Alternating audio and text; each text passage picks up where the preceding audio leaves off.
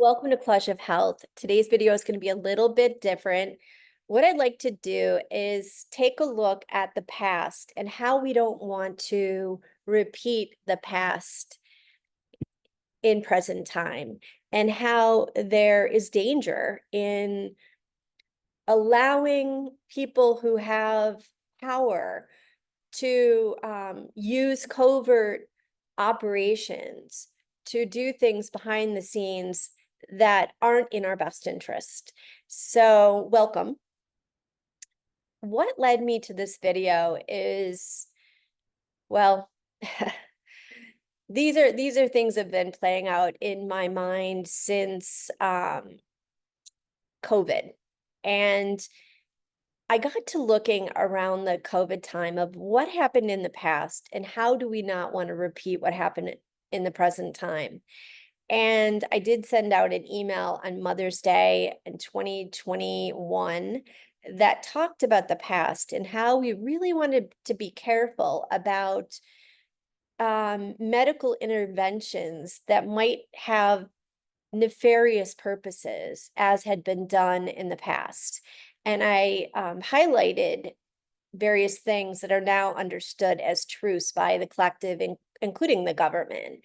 One is MK Ultra. Another is the Tuskegee experiments or trials, so to speak. And then the which isn't medical, but the Trail of Tears, and how we, and also experiments that were done on the mentally ill in the Northeast in New England. And how, as we look at history, recent history, and we think of all of the atrocities against humanity, and we think it only occurred in like other countries like Germany and wherever, Asia. But then we realize that some of these modern day atrocities have occurred in the United States. And the only thing that really stopped them was them being revealed and being understood and held as truths by the mass collective. So when just a few people uncover theories, and I'm not saying all theories are true. Theories are theories. They're just assumptions that need to be proven. But when a few people hold theories, then they can be negated by the powers that be quite easily, by maybe fake news, that they're not true. And maybe that theories are fake news, right? So what is truth? Where do we find truth?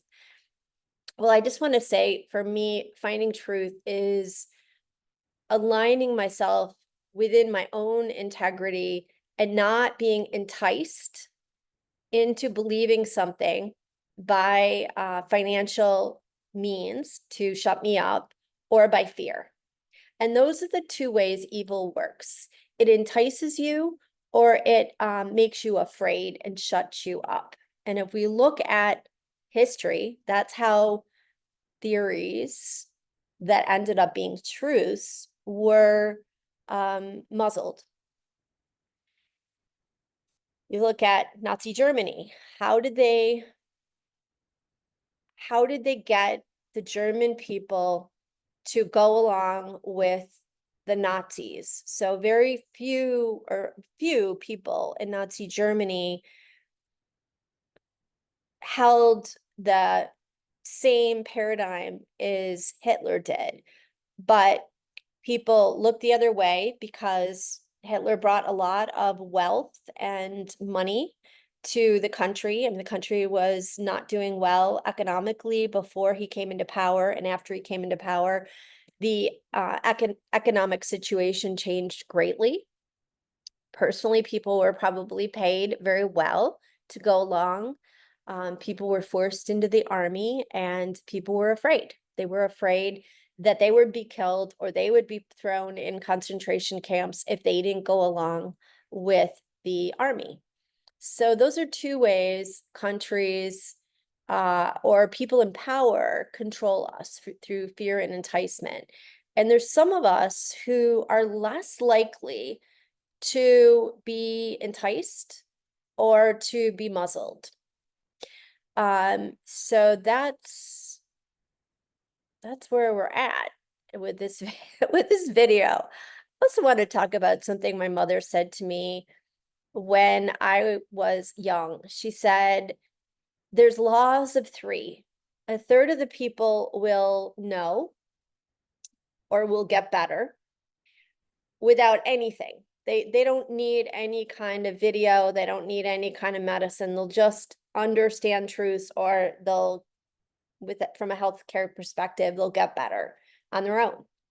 Then there's a third of us that might need evidence. Like we might need intervention, be it like, got a sore throat, you take penicillin, you get better. Or you're not sure about a theory, but then you hear something that's pretty convincing and makes sense to you from a sound perspective. And then that kind of starts to unravel your own inner truths. And then there's going to be a third of people who they're just, as Jesus would say, you can't force people to see who don't have eyes. And so I'm guessing most of those people won't be watching this video or will be turning it off before now. So yeah, I guess I'm just, talking to the choir maybe, hopefully, or hopefully not. I don't know. Anyway, let's look at the past. Let's just take a look at the past and see some of things that happened that if they happened today, you'd be like, no way is this happening. Absolutely not. We would never, ever do that, would we? Here goes. So the first thing is MK Ultra by the CIA. So the CIA found out that the communists were using mind control methods during the war.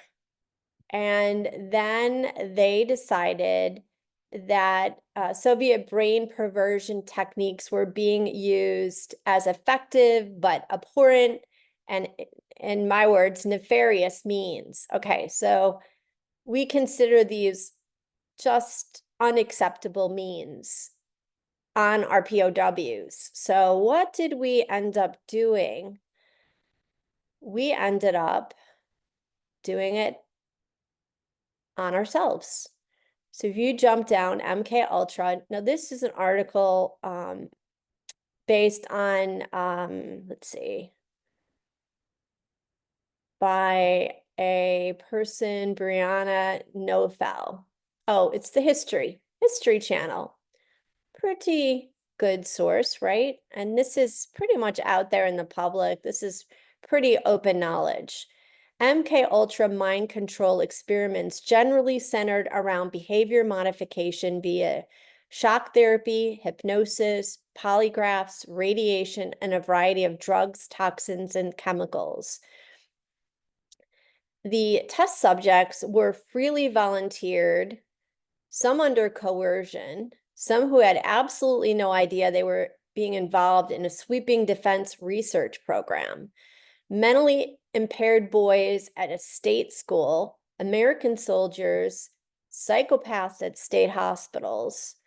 They preyed, MK Ultra's program by the CIA preyed on vulnerable members of society. The CIA considered prisoners especially good subjects as they were willing to give consent in exchange for extra recreational time and commuted sentences.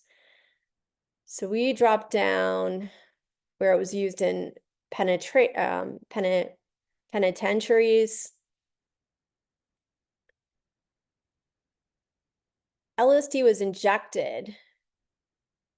Boger claimed he had been injected with LSD, had become one of the CIA's key interests for its brain warfare program, as the agency theorized it could be useful in interrogations, something we called nefarious that the Soviets were using, but we found it acceptable, and we found it acceptable to test on our own people. In the late 1940s, the CIA received reports that the Soviet Union had engaged in intense efforts to produce LSD, and that the Soviets had attempted to purchase the world's supply. So we bought up all the supplies of LSD.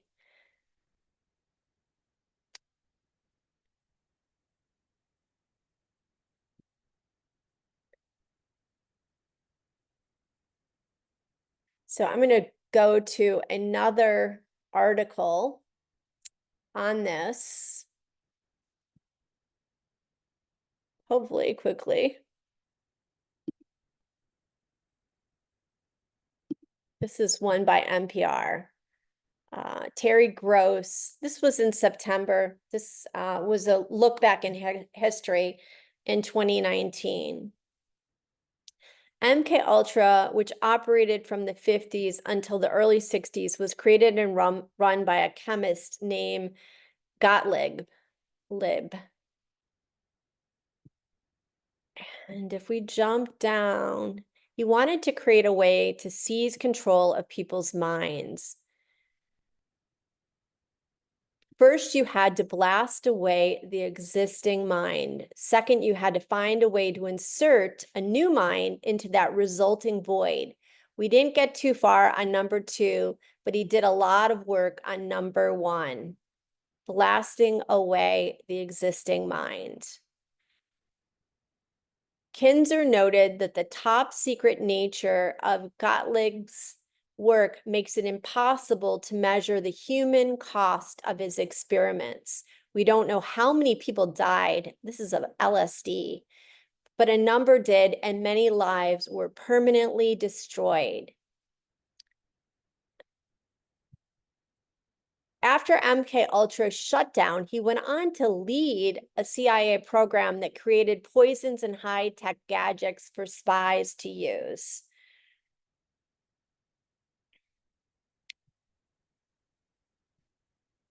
In the early 1950s, he arranged for the CIA to pay $250,000 to buy the world's entire supply of LSD.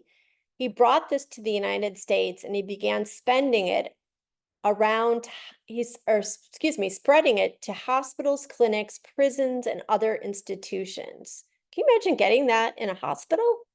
You're trying to get better, you have an appendicitis, and you're going crazy? Through bogus foundations, to carry out research projects and find out what LSD was, how people reacted to it, and how it might be able to be used as a tool for mind control. Now, the people who volunteered for this experiment and began taking LSD in many cases found it very pleasurable. They told their friends about it. Who were those people? Well, Ken Casey, the author of One Flew Over the Cuckoo's Nest, got his LSD in an experiment sponsored by the CIA. So did someone in the Grateful Dead. So the CIA brought LSD to America unwittingly, and actually it's a tremendous irony that the drug that the CIA hoped would be its key to controlling humanity actually wound up fueling a generation rebellion that was dedicated to destroying everything that the CIA held dear. He was one of the, Witty Bulger was one of the prisoners who volunteered for what he was told was an experiment aimed at finding a cure for schizophrenia. Well, the cause of schizophrenia is too much dopamine in the prefrontal cortex. And what LSD does is it potentiates the dopamine in the prefrontal cortex. So it's kind of funny that that would be a cure for schizophrenia. As part of this experiment, he was given LSD every day for more than a year. He later realized that this had nothing to do with schizophrenia, and he was a guinea pig in a government experiment aimed at seeing what people's long-term reaction to LSD was. Essentially, could we make a person lose his mind by feeding him LSD every day over such a long period?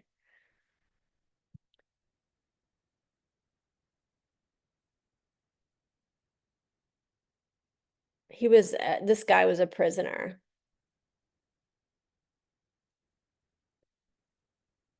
Right. Let's look at some other articles that you just wonder, like, how could this have happened? I think we've all heard of the Tuskegee Experiment, infamous syphilis study.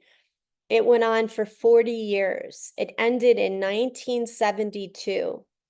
It began in 1932, at a time when there was no known cure for syphilis, a contagious venereal disease. After being recruited by the promise of free medical care, 600 African-American men in Macomb County, Alabama, were enrolled in this project, which aimed to study the full progression of the disease.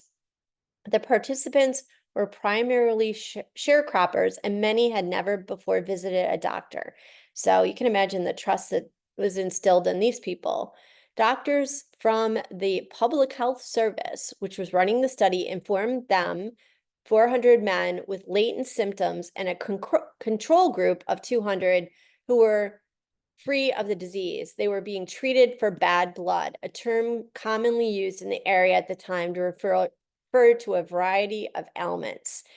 The men were monitored by health workers, but only given placebos, such as aspirin and mineral supplements, despite the fact that penicillin became the recommended treatment for syphilis in 1947. So from 1947 to 1972, they pretended to be giving these men something to treat syphilis, and they were giving them sugar pills or aspirin.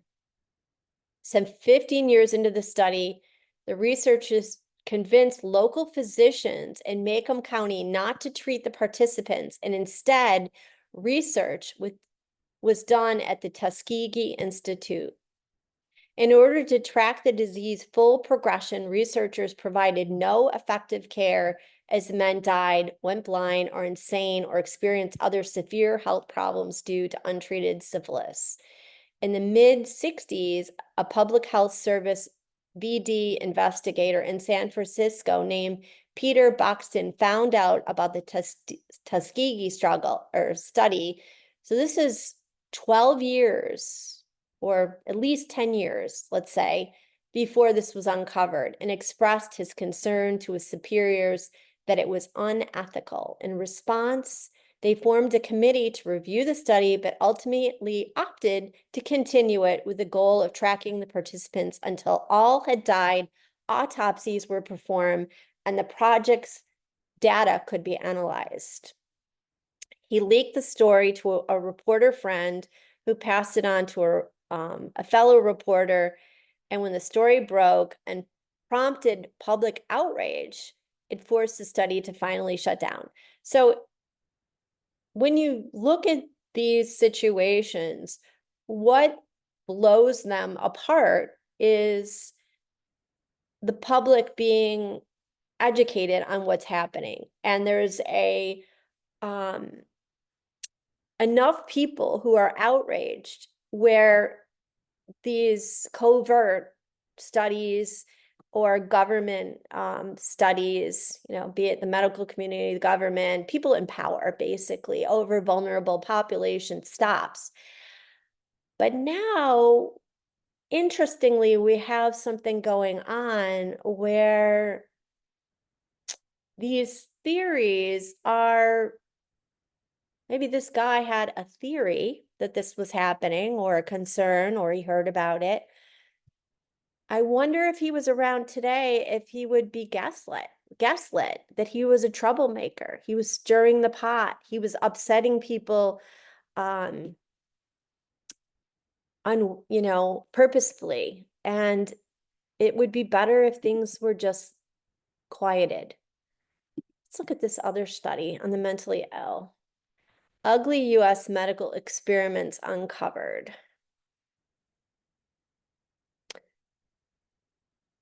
So this was over 10 years ago. This was looked at. Shocking as it may seem, the U.S. government doctors once thought it was fine to experiment on disabled people and prisoner inmates. Such experiments including giving hepatitis to mental patients in Connecticut, squirting a pandemic flu virus up the nose of prisoners in Maryland. Interesting. And injecting cancer cells into chronically ill people at New York Hospital.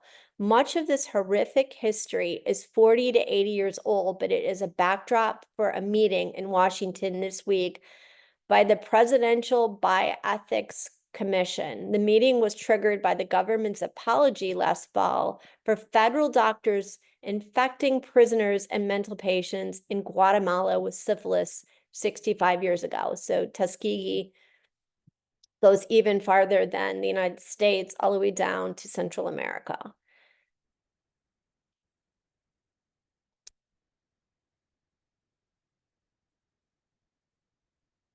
So 40 studies. At best, there was a search for life-saving treatments. At worst, some amounted to curiosity, satisfying experiments that hurt people but provided no useful results. Inevitably, they were compared to the well-known Tuskegee syphilis study. The U.S. health officials tracked 600, so that goes into Tuskegee. Let's keep looking. Already looked at that one.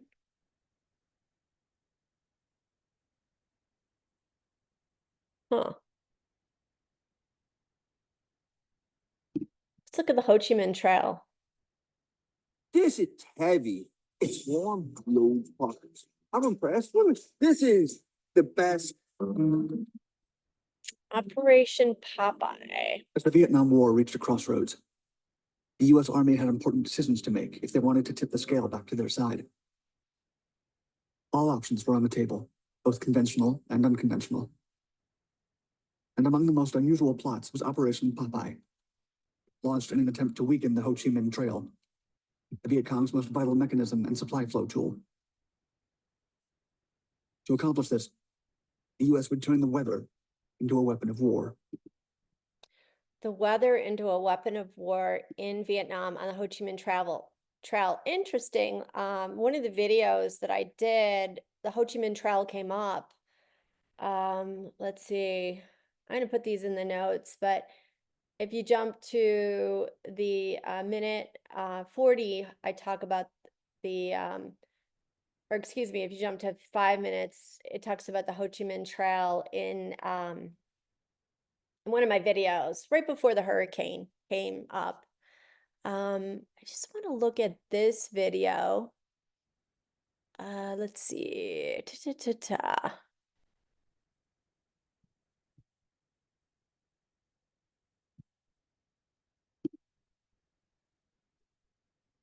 Report 4.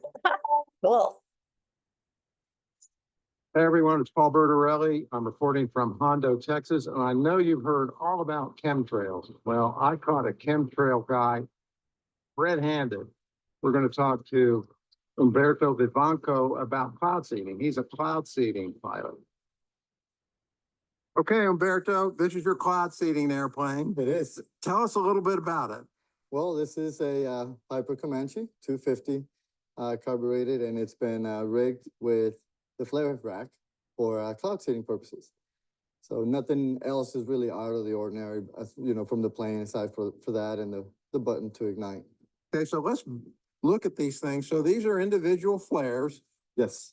And tell us about the material that you spray in the cloud. It's basically just silver iodide. It's injected into the cloud. Well, the cloud will actually suck it up from the airplane once you engage, and it'll just, it's a condensation nuclide. It'll just kind of collect more moisture and hence more the rain. We don't make the rain. We just help it rain more than it would.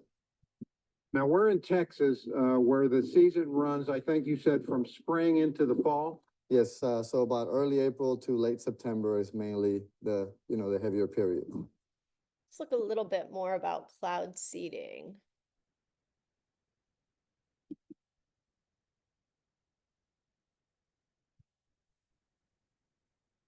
So this is, I don't know what source this is from. Let's see if we can find it.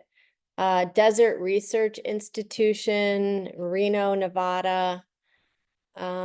Scientists, engineers. Cloud seeding is a weather modification technique that improves a cloud's ability to perform rain or snow by introducing tiny ice nuclei into certain types of subfreezing clouds. These nuclei provide a base for snowflakes to form.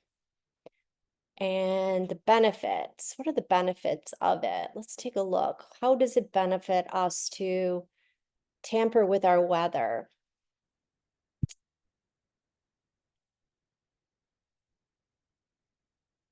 It increases overall snowpacks.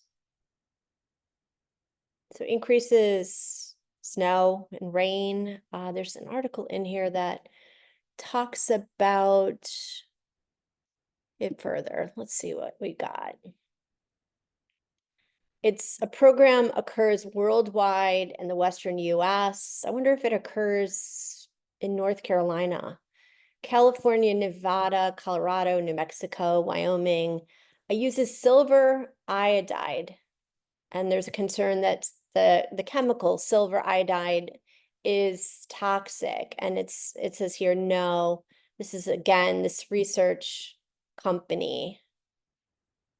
Let's kind of look at some of the videos I did unwittingly. This is before the hurricane.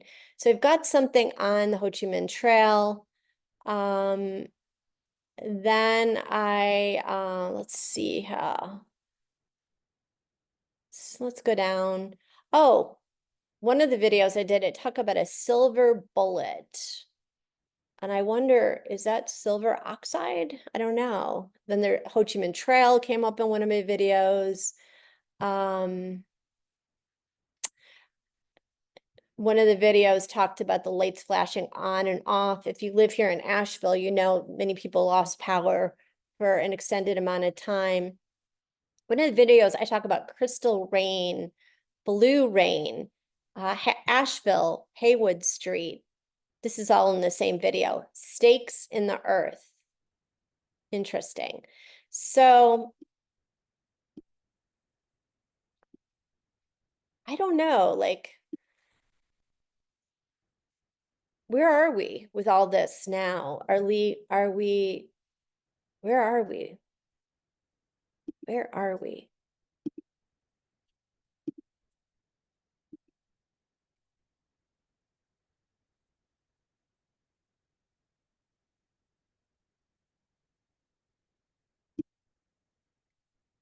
Where are we?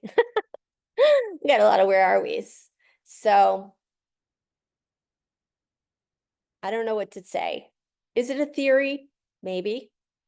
You find out. What is your truth? Is your truth some of the atrocities that we've done against one another, as we've called one another the other, the people who didn't matter, the vulnerable populations?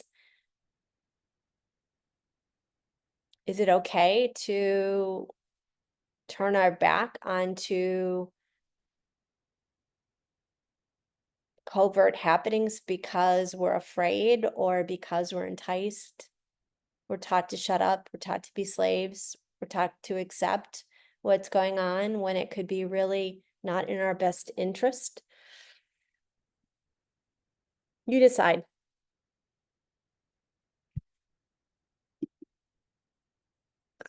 I can't get out of here.